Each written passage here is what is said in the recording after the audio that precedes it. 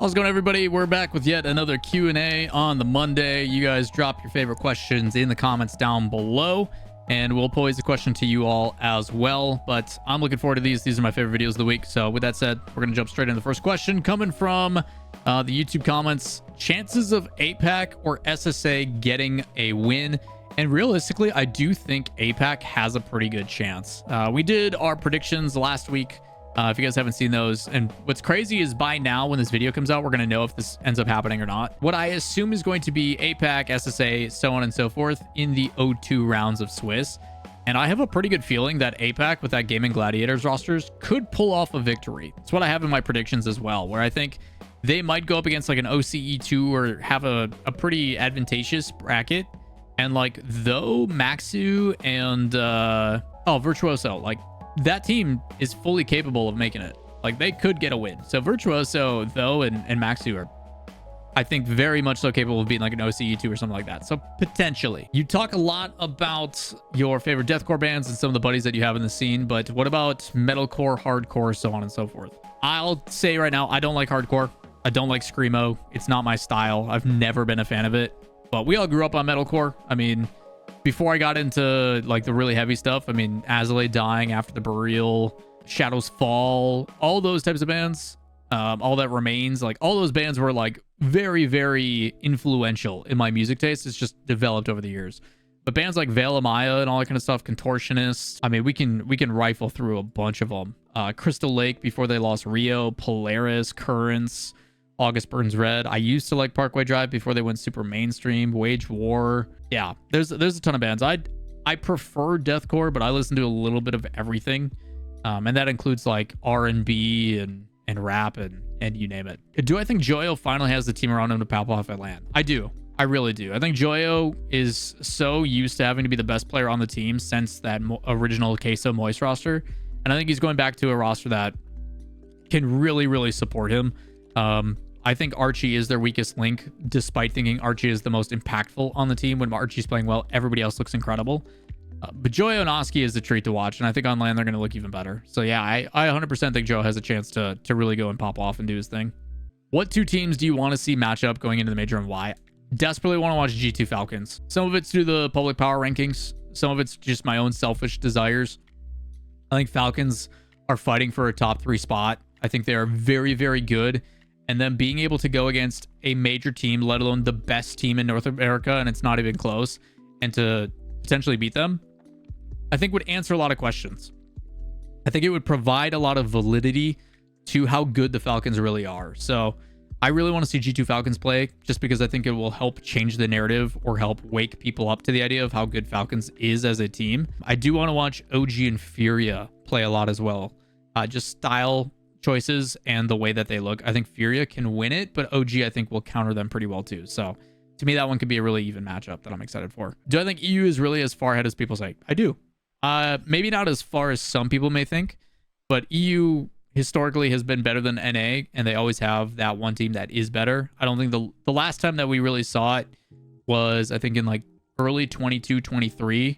But even then, that was just EU imports coming in, making NA better. EU has been better than NA for a while, and I'm going to continue to believe that. You look at the last 2 major events, at the tail end of 22-23, they had all 4 of EU making it through. They dominated the semis and the grands at Worlds as well. Like it was rough.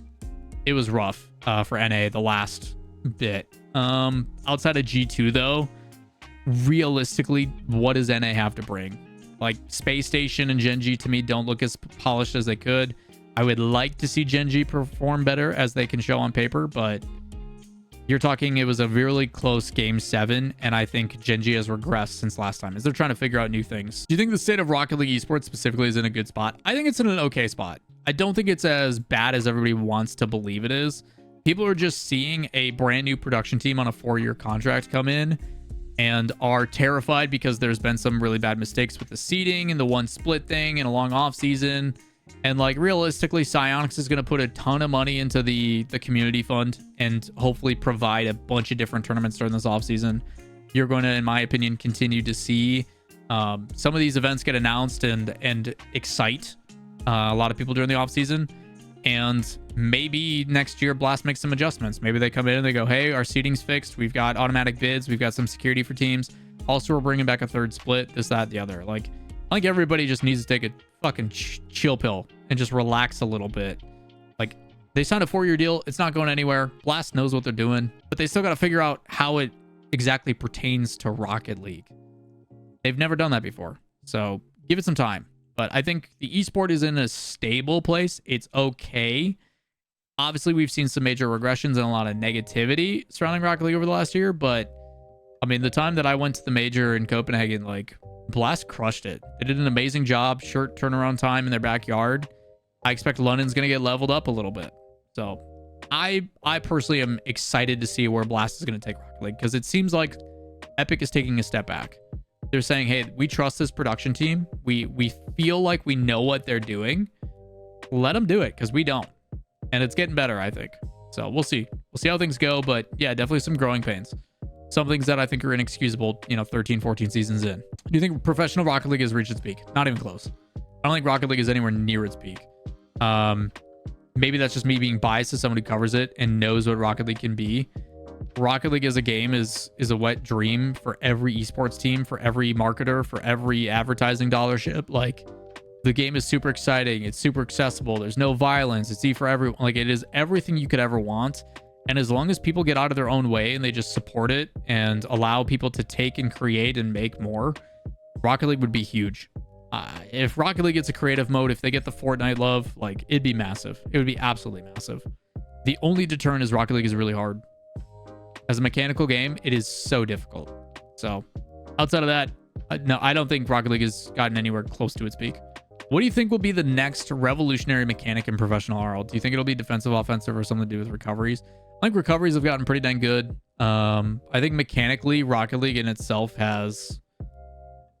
I don't think it's perfect. Like, you're seeing a big emphasis right now on fundamentals, playing cleanly, not making unintelligent decisions. I think Rocket League has, I wouldn't say it's plateaued, but it's definitely not progressing at the level that it once did, where, like, we saw an ascendancy of mechanics year after year.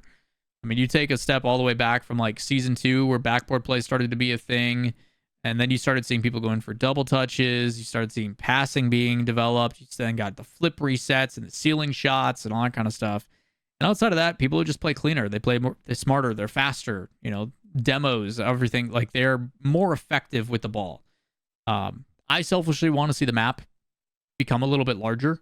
I think in 3v3s, the map is too small for how good people have gotten. And I would like to see a little bit more of a calculated touch or a more intelligent decision having to be made rather than just booming it downfield immediately.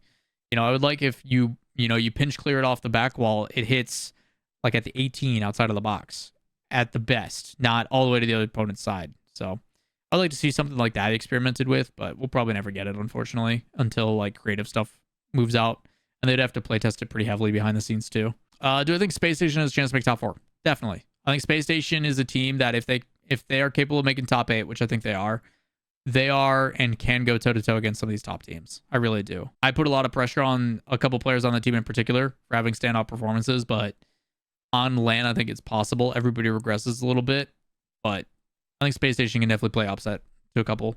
If I'm a betting man, I think they probably get top 8 and then lose. All it takes is one best of 7.